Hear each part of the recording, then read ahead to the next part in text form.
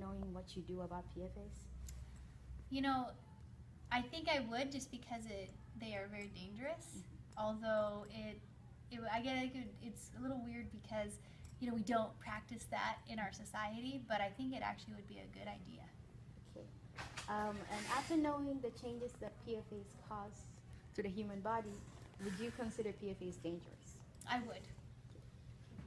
And do you think fast food restaurants should tell their consumers if their sandwich wrappers have PFAs in them? Yes. Okay, thank you. You're welcome. Would you bring your own ceramic plate to a fast food restaurant after knowing what you do about PFAs? No, because I don't eat out enough with my family to feel that because I prefer to cook at home.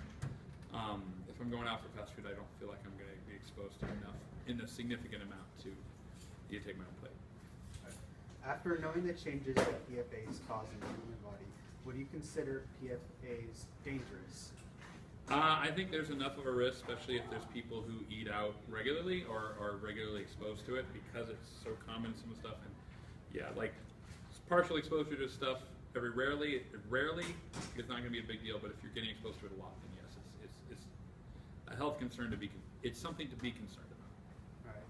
Do you think fast food restaurants should tell customers if their sandwich wrappers have PFAs in them?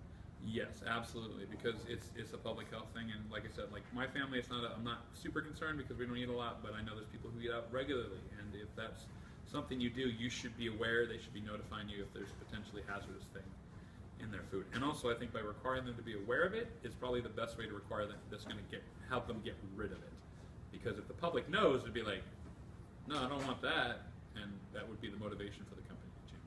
All right. Thank you. No problem. PFAs are fluorinated chemicals that compounds are man-made in labs and found in consumer products such as pizza boxes, candy wrappers, fast food sandwich wrappers, non-stick cookware like Teflon, carpets, and paints, to name a few. PFAs can get into the environment because they are stable chemicals that move through soil and water fast. Some lab studies on humans with PFAs in their blood have showed changes in growth and learning of fetuses and children. They cause increased cancer risk, cholesterol, changes in hormone, and decreased fertility. It is impossible to avoid exposure to PFAs because they're in many daily products. However, for example, you can check your state public health and environmental quality departments to learn of what types of local fish that are safe to eat. Research shows that PFAs in consumer products are usually low compared to contaminated food like fish and drinking water. We interviewed Mrs. Egbert because she is a biology teacher that knows a lot about chemicals getting into the environment and their effects on human health. We interviewed Mr. Stockdale, a chemistry teacher, because he knows a lot about different chemicals. Many groups of chemicals have similar characteristics. Chemistry teachers know many chemicals and their effects on other chemicals, human, and the environment. We decided to have a fast food themed dinner because fast food sandwich wrappers, paperboard for fries, and dessert and bread wrappers contain PFAs. Therefore, we went shopping first. We bought some frozen uncooked turkey burgers, then bought some sandwich bread, some frozen uncooked fries, strawberries, and bananas for a smoothie, and sriracha ketchup. Then we went home, where we placed our burgers in the oven, baked the fries, cut up the bananas and strawberries. Next, we blended the strawberries and bananas with yogurt. Then, we added milk to make our strawberries banana smoothie. Then we set the table, placed the burger buns on styrofoam plates, and we took the smoothies from the refrigerator. And finally, we got a bite of our burgers.